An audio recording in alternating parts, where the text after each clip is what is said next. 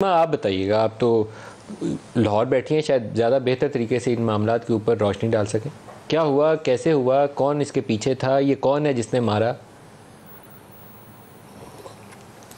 جی شکریہ ملک صاحب. پہلے تو میری بھی جو ہے میں مذمت کرنا چاہتی ہوں اس واقعے کی، اور میری بھی نیک تمنائیں اور دعائیں عمران خان صاحب کے ساتھ ہیں. اللہ میاں ان کو جو ہے وہ صحت عطا فرمائے. اور ماشاءاللہ آج بھی سنا ہے کہ ان کو 3 یا 4 پتہ نہیں کتنی گولیاں لگی ہیں. ماشاءاللہ وہ پھر بھی حشاش پشاد تھے، اور چل کے میں نے بھی ویڈیوز دیکھی ہیں، کچھ وہ چل رہے ہیں اور گاڑی میں بیٹھ رہے ہیں.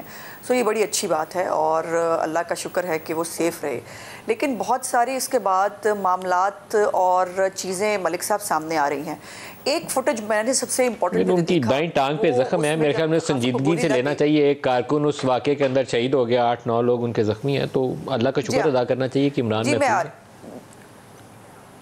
جی ہاں بالکل ایسے ہی ہے، بالکل ایسے ہی ہے.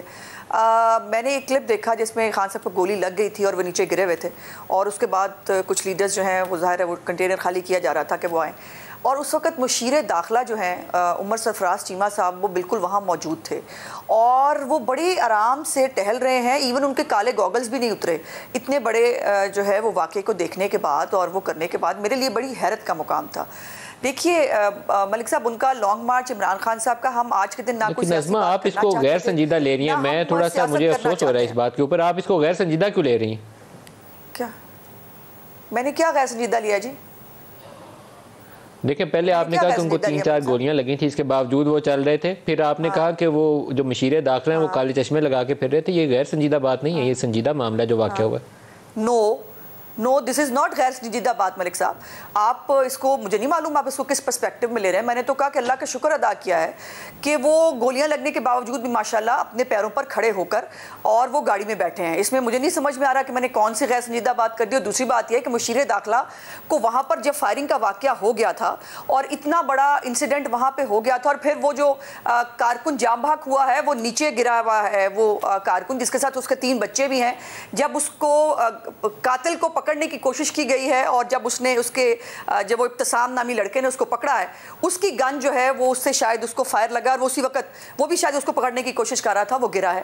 سو اس میں مجھے نہیں سمجھ میں آ رہی کہ اس کے اوپر ہمارا بیچ میں رول کیا ہے. اب جو کچھ اس پہ سیاست ہو رہی ہے کہ آپ کو وہ سنجیدہ لگ رہی ہے. اس وقت رانا ثناء اللہ کا گھر جو ہے فیصل آباد میں وہ انڈر اٹیک ہے. ان کے گھر کے اندر گھس کر چیزیں باہر نکال کر وہاں پر آگے لگائی جا رہی ہیں. اس کو غیر سنجیدہ کہتے ہیں. عمران خان صاحب اور ان کے حواریوں نے جو ہے وہ ابھی اسد عمر صاحب کا پتہ نہیں آپ کے پاس پہنچا ہے کہ نہیں کلپ، جو اسلم اقبال صاحب ہیں، انہوں نے 3 لوگوں کو نومینیٹ کر دیا. انہوں نے کہا جی عمران خان نے ہمیں کہا ہے کہ ان 3 لوگوں کو نومینیٹ کرو، جس میں میجر فیصل ہیں، میں نے چلایا ابھی وہ پلے کیا ان کا الزام. مجھے بتائیے اب اس میں میں اس میں جو ہے اس سے زیادہ مزید سنجیدگی کا کیا مظاہرہ کروں کہ کیا یہ ہماری ٹیریٹری میں ہوا ہے؟ کیا رانا ثناء اللہ کے انڈر پنجاب پولیس ہے؟ اور وہ ابھی اقبالی بیان کو بھی کنٹروورشل کر رہے ہیں. وہ کہہ رہے ہیں اقبالی بیان ایسے نہیں ہو سکتا، یہ بندہ وہ نہیں ہے. اب یہ سب پنجاب پولیس کے انڈر ہو رہا ہے. پنجاب پولیس ان کو جو ہے سیکیورٹی دے رہی تھی، پنجاب پولیس ان کو ٹھیک ٹھاک سیکیورٹی دی جا رہی تھی. اس کے باوجود اس جو گن مین کا وہاں پہنچنا اور اس گن مین کا جو ہے وہ جہاں اٹیک کرنا، یقیناً اس کے اوپر پنجاب حکومت کو جواب دینا ہے. اور بالکل بلوہ شاید درست کہہ رہی ہیں کہ پرویز الہی صاحب، اور یہ ان کا ضلع ہے، ان کی ڈویژن ہے، نئی بنی ہے ڈویژن جو گجرات، اس کے اندر وزیر آباد جو ہے وہ شامل ہے. اس کے اوپر ان تمام معاملات پہ سنجیدگی دکھانے کی ضرورت پنجاب حکومت کو ہے. ہمارے اوپر ہم انڈر اٹیک ہیں ملک صاحب بغیر کسی وجہ کے. مجھے بتائیے عمران خان کی اس لانگ مارچ سے ہمیں کیا پرابلم تھا؟ وہ آ رہے تھے، وہ 10 دن میں آ جاتے اور دن میں آتے، ہمیں کیا فرق پڑتا تھا؟ ہمارا اس میں کیا جا رہا تھا؟ اس وقت ہم انڈر اٹیک ہیں.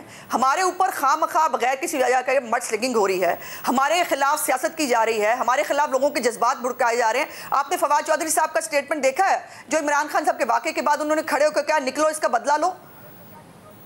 مجھے نہیں سمجھ میں آ رہا کہ میں نے تو اس کے اوپر میں اس کو سنجیدہ نہیں کہہ سکتا جس میں وہ انسائٹ کر رہے ہیں کہ بدلہ لو. اس کا بدلہ کس سے لو؟ اس سے کس سے جی نہیں، آپ کا جو لب و لہجہ تھا وہ صحیح نہیں تھا، معذرت کے ساتھ عظمہ. لیکن جو چیز مجھے درست نہیں ہے میں اس کو صحیح نہیں کہہ سکتا. جس طریقے سے فواد چودھری کا لب و لہجہ بدلے والا درست نہیں ہو سکتا، اسی طرح میں اگر کوئی یہ کہے کہ اس موقع کے اوپر کوئی اس کے اوپر ہلکا لے اس کو یا اذراہ تفنن لے کہ عمران چل کیسے رہے. ہاں نہیں ٹھیک ہے، آپ کے سوالات جائز. نہیں دیکھیے، ہم پہ بغیر کسی وجہ کے اٹیک ہو رہا ہے. میں نے تو صرف سوالات اٹھائے ہیں ملک صاحب، اور میں نے وہ سوالات اٹھائے ہیں جو میں دیکھ کے آئی ہوں.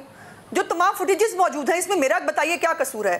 اور اس میں آپ میرے پر کس چیز کا آپ کو جو ہے وہ ہو رہا ہے؟ میں تو ان کے لیے دعائیں خیر کر رہی ہوں. حالانکہ جب احسن اقبال کے اوپر گولی لگی تھی، لوگوں نے شادیانے بجائے تھے. جب ہمارے اوپر ہم اٹیک ہوئے تھے، ہمارے اوپر لوگوں نے ٹھٹھے اڑائے تھے. ہم تو دعائیں خیر کر رہے ہیں، اور ہم کہہ رہے ہیں، اور ہم چاہتے ہیں کہ عمران خان صاحب جو ہیں ان کو اللہ تعالیٰ لمبی زندگی دے تاکہ سیاسی میدان میں ان کا مقابلہ کریں. ہم تو یہ کہہ رہے ہیں. اس کے علاوہ جو دوسری سائڈ پہ ہو رہا ہے، میرا نہیں خیال کہ اس کے اوپر آپ کو جو ہے وہ مجھ پر جو ہے وہ اعتراض کرنے کی ضرورت ہونی چاہیے تھی. بٹ آپ کی مرضی ہے، آپ مرضی کریں. پاکستان کی تاریخ میں یہ واقعات جو ہیں اس قدر زیادہ افسوسناک ہیں.